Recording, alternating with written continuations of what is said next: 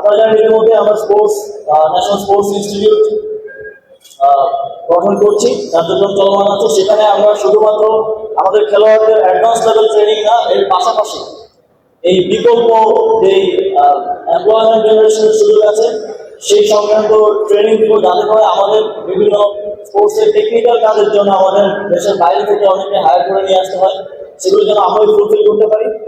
এছাড়াও সারা দেশে 8টি বিভাগে 8টি স্পোর্টস হাব করার বিষয়ে কার্যক্রম চলমান আছে।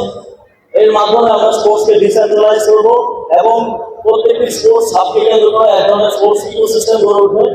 সেখানে আমাদের খেলোয়াড়রা শুধুমাত্র খেলার ইনফ্রাস্ট্রাকচারই পাবে না, এর পাশাপাশি অল্টারনেটিভ এমপ্লয়মেন্ট জেনারেশনের সুযোগ থাকবে এবং শুধু ঢাকা কেন্দ্রিক স্পোর্টসটা থাকবে না, প্রত্যেকটা বিভাগেই একটা স্পোর্টস, প্রকৃত অর্থে স্পোর্টস হাব বলতে যা বোঝায় সেটা গড়ে উঠবে। এবং এক্ষেত্রে সবচেয়ে গুরুত্বপূর্ণ হচ্ছে স্পোর্টসে অংশগ্রহণ, পার্টিসিপেশন নিশ্চিত করা, আর জাতি, ধর্ম, বর্ণ, লিঙ্গ নির্বিশেষে সবার অংশগ্রহণ নিশ্চিত করা। আমরা স্পোর্টসকে যত বেশি প্রমোট করবো তত বেশি সোসাইটি থেকে ইউথদের মধ্য থেকে মাদক সহ আরো যত ইভিল প্র্যাকটিস আছে সেগুলো দূরীভূত হবে।